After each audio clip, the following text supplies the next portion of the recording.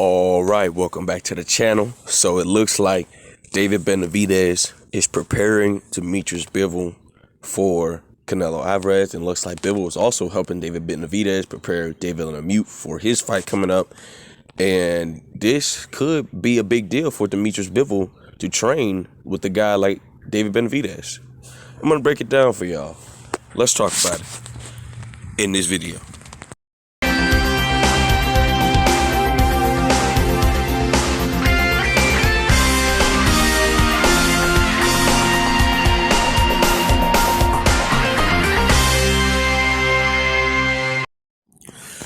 King Jr.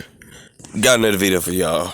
Please share that you like and subscribe to the channel to get all your latest boxing news. With that being said, it looks like we're gonna get our showdown with Canelo Alvarez versus Dmitry Bivol on May 7th around the Cinco de Mayo day, and it's going to be a very interesting fight. I have Canelo Alvarez beating Dmitry Bivol. If you guys watched my videos previous about what I thought about Dmitry Bivol, he's talented. He's an Olympic gold medalist. He's got a lot of boxing ability, but he didn't look good in his last 2 to 3 fights, in my opinion. I think Dmitry Bivol, I don't think that it's going to be enough for him to beat Canelo Alvarez, even though he's training with David Benavidez. David Benavidez has a lot of similarities to Canelo Alvarez, but the only difference is his hand speed and stuff like that.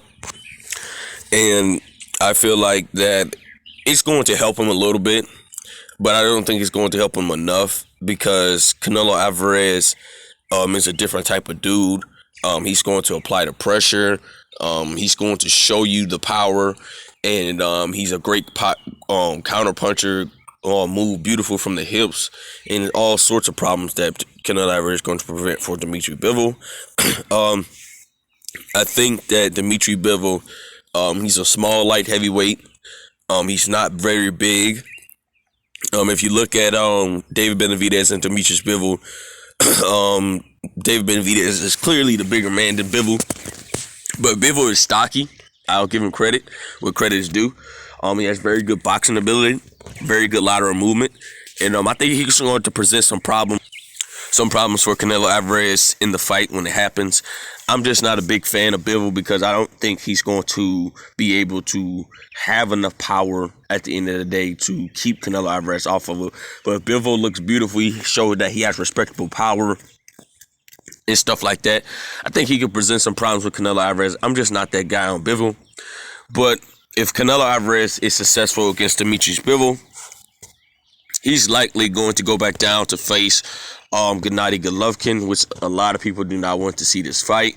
I want to see this fight because Gennady Golovkin needs to retire, and I want Canelo Alvarez to put him in a retirement home, because all he's been doing is holding up the middleweight division for 2.5 years, wanting to fight tomato cans and fighting nobodies and stuff like that. And Canelo Alvarez, I believe once he beats Gennady Golovkin, he's going to go back up to 175 and get the winner of Joe Smith Jr. and Arthur Beterbiev. I have Canelo Alvarez beating both guys, in my opinion, because it's just the fact that Arthur Beterbiev, he's just the same. He has a same style as Canelo. He's looking to walk you down, and I think that's going to be a very interesting fight for a lot of people. And Joe Smith Jr., he got knocked out in the past, and I think Joe Smith Jr. power can present problems to Canelo Alvarez, but I just don't think Joe Smith Jr. ring IQ or Arthur Beterbiev has the ring IQ to match up with Canelo Alvarez at the end of the day. With that being said, we could potentially see Canelo Alvarez get undisputed within under a calendar year, and create more legacy. And a lot of people's like, oh man, he's stuck in Charlo, he's stuck in David Benavidez and stuff like that. Well, my take on the whole situation is David Benavidez had opportunity after opportunity to potentially force Canelo not to fight him, because David Benavidez at that time, for people that don't know, he was a WBC champion. He lost his WBC belt twice. The first time he lost it was recreational use, aka drugs. So he fought his way back up to the top, regained the title. He lost his title again on this scale due to the basically missing weight, blown up in weight. But remember, that was a Benavidez that was just around pandemic time. Nobody didn't know what was going on, so he had to make weight, and then he wound up missing weight and stuff like that.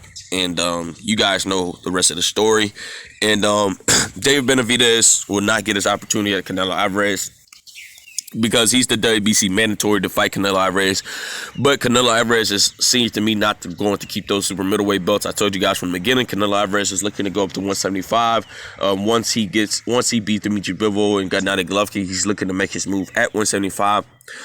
There's been talks and reports that Canelo Alvarez could be potentially taking a 3-fight deal with the Zone. I'm not sure how true that is, but if Canelo Alvarez loses to Dmitry Bivol, I'm surely he's going to have a rematch clause, and he could potentially face Dmitry Bivol, Gennady Golovkin, and possibly the third option could be Demetrius Andre.